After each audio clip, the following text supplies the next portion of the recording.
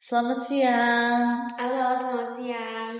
Oke, apa kabarnya hari ini? Baik, Masya Allah. Oke, kegiatannya hari ini kalau boleh tahu ngapain aja? Untuk hari ini aku cuman kerja, terus pulang. Udah gak ada sih. Oke, sebelum kita mulai konseling ini, aku mau ngasih tahu ke kamu kalau cerita apapun yang kamu omongin hari ini bakalan aku jaga rahasianya dan pokoknya tenang aja nggak bakal em, dikasih tahu ke siapa-siapa. Gue bersifat rahasia lah pokoknya. Oke. Oke. Pertanyaan pertama sih aku cuma mau nanya aja. Kira-kira dalam hari ini deh, ada hal nggak yang ngebuat kamu sedih atau gembira? Sedihnya sih nggak ada ya, alhamdulillah. Tapi gembiranya ada. Kalau boleh tahu apa tuh gembiranya? Makan yogurt sama granola pakai es americano. Oh, itu kamu suka? Suka banget. Dan jadi mood kamu jadi... Iya, mood aku untuk kerja jadi semakin meningkat. Oke. Terus juga kalau untuk beberapa hari ke belakang ini, kira-kira ada sesuatu nggak yang pengen kamu ceritain sama aku? Ada. Kalau boleh tahu apa? Tentang pertemanan aku sih, soal pertemanan. Oke, boleh. Boleh diceritain? Oke, jadi aku berteman sama 7 orang, 4 cewek dan 3 laki-laki. Aku temenan dari SMK kelas 1 sampai kelas 10. Kita temen dekat, lumayan dekat, dari kelas 1, kelas 2, kelas 3 sampai akhir kelulusan kita juga masih main. Nah, jadi itu aku lebih sering main sama salah satu temen aku cewek, sebut aja namanya B ya.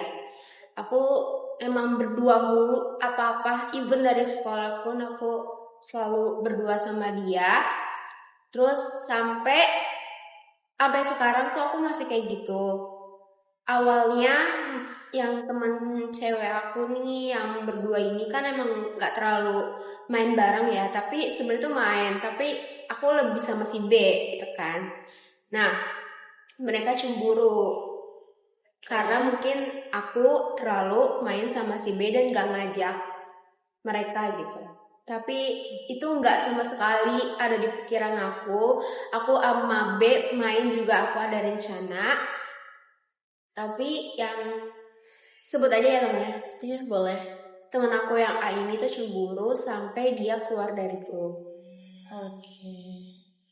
Oke, berarti ini ya salah paham ya, miskomunikasi. Betul. Apakah udah pernah coba diobrolin sama temennya yang aku udah pernah itu? Ngobrolin sih, dan ini buat aku stres banget awal-awalnya karena kayak aku nggak mau di umur yang udah segini tuh ada drama-drama pertemanan lagi gitu. Ya temen aku kan cuma mereka ya, jadi aku nggak mau ada kayak kehilangan salah satu temen aku gitu, karena temen aku juga sedikit, terus kehilangan dia atau nggak main sama dia atau jadi nggak akrab sama dia tuh kayak wah, stres bro. Oke. Berarti kamu benar-benar udah nganggap temen itu tuh berharga banget ya buat kamu. Cuman ternyata karena masalah ini jadi ya menjauh gitu dan kamu nggak pengen gitu hal ini terjadi gitu. Pokoknya kamu sayang banget sama mereka, sama teman-teman kamu. Oke. Tapi kamu menyayangkan itu ya. Oke, baik. Berarti tapi kalau misalkan dari kamu sendiri nih, kalau misalkan ada kesempatan buat main lagi nih sama teman kamu itu, kira-kira kamu mau nggak? Mau banget sumpah, sampai aku sekarang tuh kayak memikirkan ini gimana ya endingnya.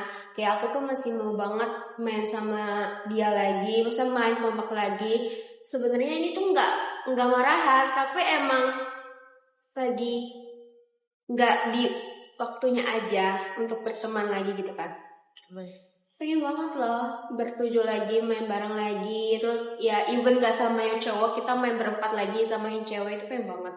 Sampai aku mikir yang kayak ini gimana ya biar bisa sampai main lagi gitu. Ini gimana ya biar bisa berkomunikasi lagi dengan yang baik. Sedih ya. Banget. Iya. Kamu mau aku memberikan saran? Boleh. Oke. Boleh banget ya. Oke. Jadi aku mau memberikan saran sama kamu ya. Menurut aku dengan kamu udah minta klarifikasi ke dia gitu, itu tuh udah benar banget gitu, karena kamu kan jadi pengen menyelesaikan masalah ini secepatnya gitu, nggak mau mengulur-ulurkan juga gitu.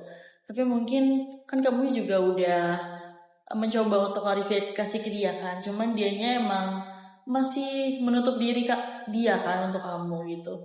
Berarti menurut aku dia masih emang ya masih menutup diri lah gitu, emang mau menjaga jarak aja ya menurut aku gitu.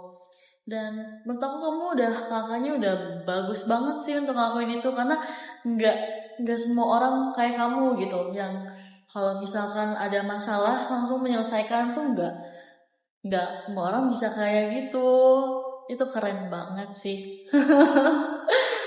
Dan pasti aku yakin sih kayak kalaupun emang dia nganggap kamu sahabat banget ya, aku yakin pasti dia bakalan selalu ingat kamu gitu dan bakalan berubah pikiran bahwa kayak ya kamu bakalan main lagi gitu sama dia gitu.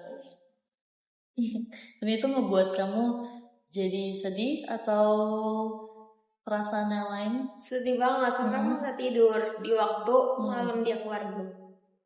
Oh, berarti dia sempat keluar grup dan kamu langsung perasaannya kayak gimana? Langsung nggak bisa tidur. Pertama aku tidur juga ke bawah sama kayak pikiran kayak ini gimana ya kalau misalnya dia tuh sebenarnya tuh marah beneran. Kayak gitu. Aku udah klarifikasi juga, aku udah minta maaf, tapi dia juga ya udah masih keluar gitu. Dan dia udah nggak nonton story aku lagi di Instagram, di second, di first tuh kayak wow, seberpengaruh itu kah? So, berarti itu cerita yang buat kamu jadi sedih ya, gitu. Oke. Ya, aku udah memberikan saran yang menurut aku tepat sih buat kamu gitu. Semoga dengan adanya saran dari aku, kamu bisa berbaikan lah gitu sama dia, walaupun ya kita kan nggak tahu ya dari dianya gimana gitu. Setelah sesi konseling ini, kira-kira ada lagi nggak hal yang pengen kamu omongin lagi sama aku? Udah sih itu aja. Udah cukup? Aku boleh nanya sama kamu? Boleh. Oke. Setelah sesi konseling ini, dari 1 sampai 10 deh, aku pengen nanya perasaan kamu gimana gitu. Setelah aku ceritain ini? Iya, setelah. Apakah kamu jadi lega atau apapun? Iya, 9. Aku jadi lega.